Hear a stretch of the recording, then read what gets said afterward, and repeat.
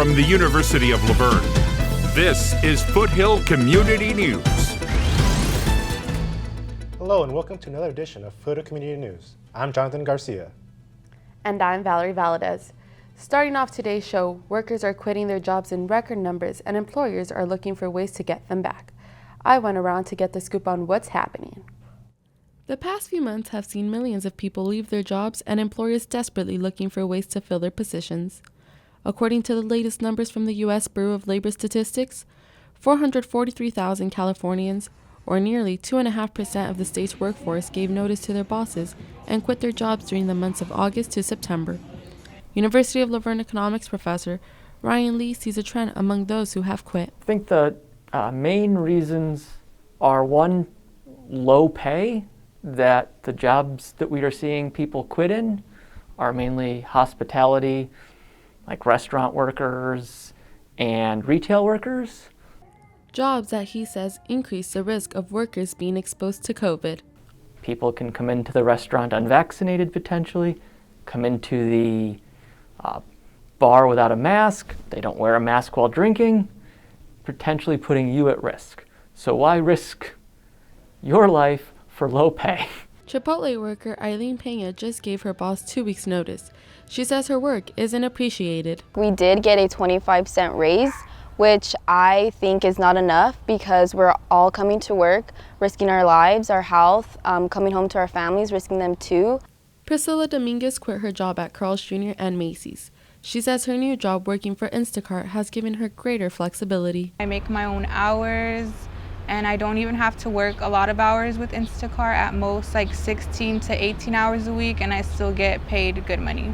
Among the other complaints that make workers want to leave their jobs is working long hours without breaks. We don't get our breaks on time because most of the time it is busy and we're kind of just forgotten about. Companies like Macy's and CVS are trying to entice people to apply by offering things like referral bonuses, benefits, and tuition reimbursement.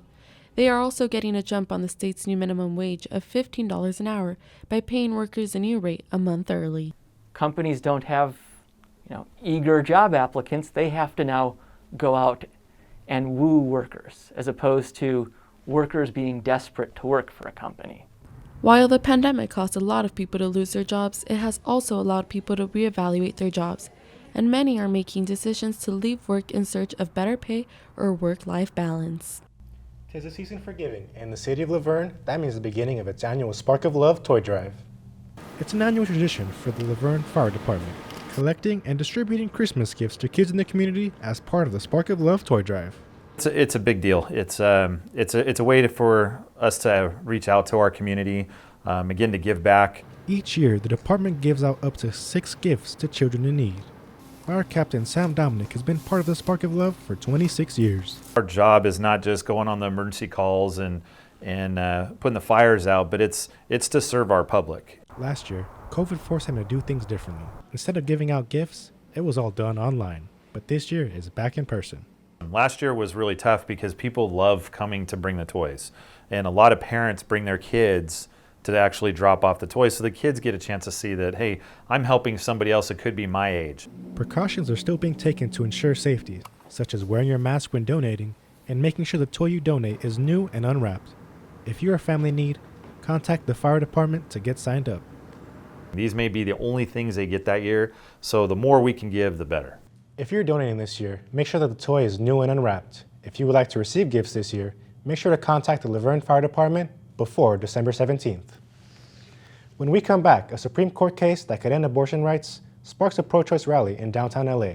We'll have that story next.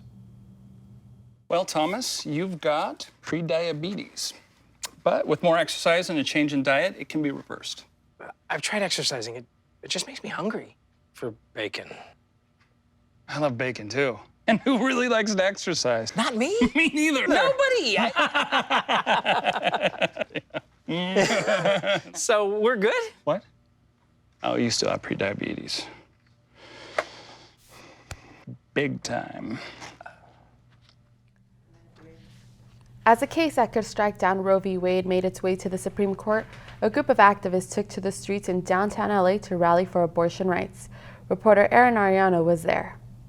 They were a small but mighty group. Activists, mostly young women, took over the steps of Pershing Square in downtown Los Angeles and voiced their defense of Roe v. Wade.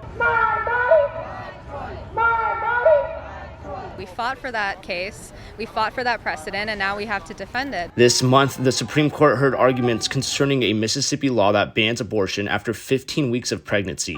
That is shorter than the 22 weeks that most states allow for an abortion. Rally organizer Shani Ibadi says this fight is crucial for everyone. We cannot depend on the courts for justice.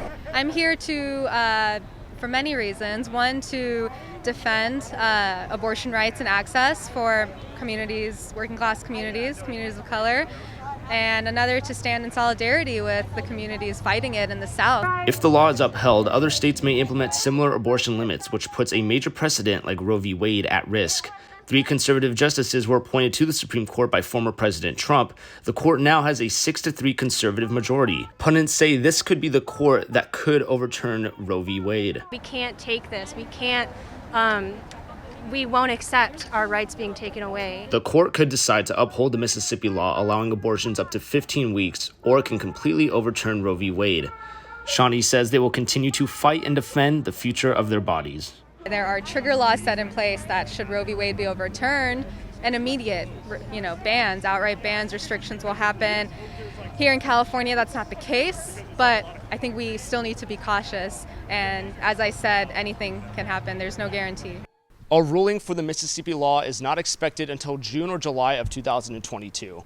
For Foothill Community News, I'm Aaron Ariano. Coming up, we'll tell you what's happening for the holidays and a celebration of lights at the University of La Verne.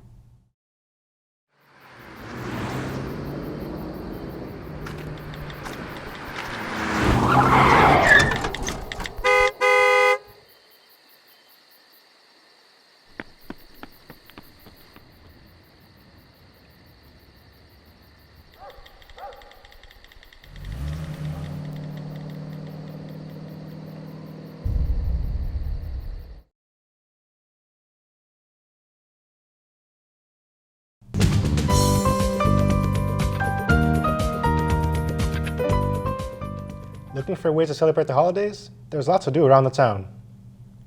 The 13th annual toy giveaway is being housed by the Kennedy Austin Foundation. They are giving away toys to families in need for the holidays. This event takes place December 18th at the Kennedy Foundation office in Pomona from 10 a.m. until 2 p.m. Families can sign up for the event at kennedyaustinfoundation.org. A classic holiday tradition is coming back this season. The California Botanical Gardens is hosting its Luminaria Nights in Claremont from December 17th to the 18th. Enjoy a night of the glowing garden, some special holiday decor, live music, and snacks. The garden will be open from 6 p.m. to 9 p.m. Ticket prices range from $12 to $15 for adults and teens. Children under the age of 3 are free. Purchase tickets at calbg.org.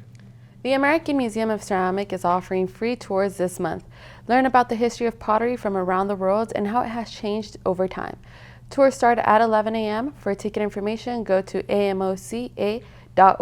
Come to the Pomona Fairplex to celebrate the Lunar New Year at the Asian American Expo. The event will feature 7 large exhibition halls, over 1,000 vendors, and unique food from districts throughout Asia. The expo takes place January 15th through the 16th. Admission is $15 plus parking. Tickets are available at asianamericanexpo.com. Walk through beautiful tree canopies and climb scenic hills during the San Dimas Walnut Creek hike. This hike will take you along the Antonovich Trail through Walnut Creek on January 22nd. The cost is $3. For more information, call the number on our screen. The University of La Verne celebrated winter holidays with a celebration of lights. Reporter Rashonda Taylor was on hand. The University of La Verne kicked off the holiday season with a celebration of lights to recognize appreciation for holiday observances around the world. And I wanted to come and to not only celebrate my own religious holiday, but the interfaith, everybody else's that they all celebrate. Well, I'm a Muslim, and basically these kind of events for me are a way for me to learn about other religions other than the basic Abrahamic faiths. The event was held in the Ludwig Center's Sacred Space, where students and faculty came to share the history of cultural and religious observances such as Diwali, Kwanzaa, winter solstice, Hanukkah, Christmas, Advent, and Bodhi Day. Student speakers Grace Gruick and Kira Deaglesmith spoke about the importance of their cultures and faith as a way of promoting interfaith understanding.